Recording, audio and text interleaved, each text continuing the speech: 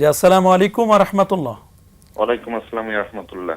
হুজুর, আমি একটু জানতে চাচ্ছিলাম যে এইবার হচ্ছে ফেতরার টাকাটা কত টাকা নির্ধারণ করা হয়েছে, আর ফেতরার টাকাটা অ্যাকচুয়ালি নির্ধারণ হয় কিভাবে?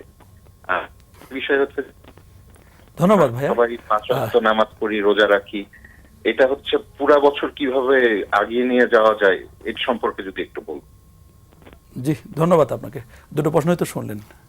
এক নম্বর ছিল যে ফিতরার টাকা কিভাবে নির্ধারণ করা হয়, আর এবছর কত টাকা ফিতরা নির্ধারণ করা হয়েছে। আর একটা এই যে আমরা ইবাদতবন্দি করতেছি, এটা কিভাবে আমরা কন্টিনিউ করতে পারি সারা বছরে। আচ্ছা, ধন্যবাদ যিনি প্রশ্ন করেছেন।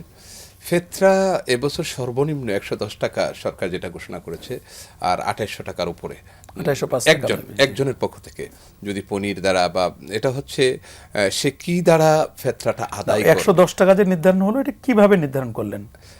এটা নির্ধারণ করেছে আটা, আমাদের দেশে যেটা আটা গম 110 টাকা, অর্ধসা যেটা অর্ধসার মূল্য যেটা এটা 110 টাকা, 1 কেজি 650 গ্রাম। হ্যাঁ, মূল্য এর দাম মূল্য।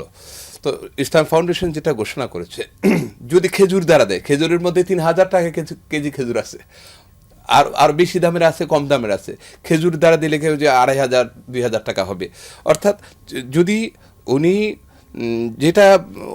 যেটা মনে করেন, আমি খেজুর দ্বারা দেব, কিশমিশ দ্বারা দেব, পনির দ্বারা দেব, অথবা আমি সাধারণ গম বা আটা দ্বারা দেব, এটা সাধারণ ইসলাম ফাউন্ডেশন আটার মূল্যটা সর্বনিম্নটা রাখে, এরপর জবটা আর একটু বেশি, এরপরে বাকিগুলো। এখন এটা ইচ্ছে করলে যিনি আদায়কারী, আমরা বলি যে প্রত্যেকটা ব্যক্তির লাইফস্টাইলের উপর হবে। একজন ব্যক্তি কোটি কোটি টাকার মালিক, আরেকজন ব্যক্তি শুধু আপনার নেশাব পরিমাণ সম্পদের মালিক। তার মানে যে যার স্ট্যাটাস অনুযায়ী ফিতরাটা নির্ধারণ করবে। প্রত্যেকে তার স্ট্যাটাস অনুযায়ী উনি এই ফিতরাটা কাকে দিব আমরা? এই টাকাটা দেব যারা নাকি জাকাত পাওয়ার যোগ্য 8 খাতে।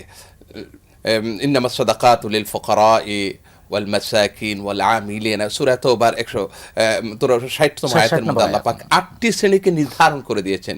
এই গরিব, মিসকিন, ফকির, তারপরে এতিম, অসহায়, মুজাহিদ, তারপরে মুসাফির, এই সমস্ত ব্যক্তি, ঋণগ্রস্ত ব্যক্তি যারা জাকাত যারা উসুল করে, তাদের ক্ষেত্রে তাদের জন্য এটা দেওয়া যাবে। তারা হচ্ছে হকদার, প্রাপ্য। যিনি দিবেন, যে নেশাব পরিমাণ মালিক যিনি, তিনি সদকাতুল ফিতরটা আদায় করবেন। জাকাত আর সদকাতুল ফিতরের মধ্যে একটু পার্থক্য আছে। জাকাতটা হচ্ছে 1 বছর স্টক থাকতে হবে, আর সদকাতুল ফিতরটা হচ্ছে ঈদুল ফিতর দিন সুবে সাদেকের সময় ফরজ হয়।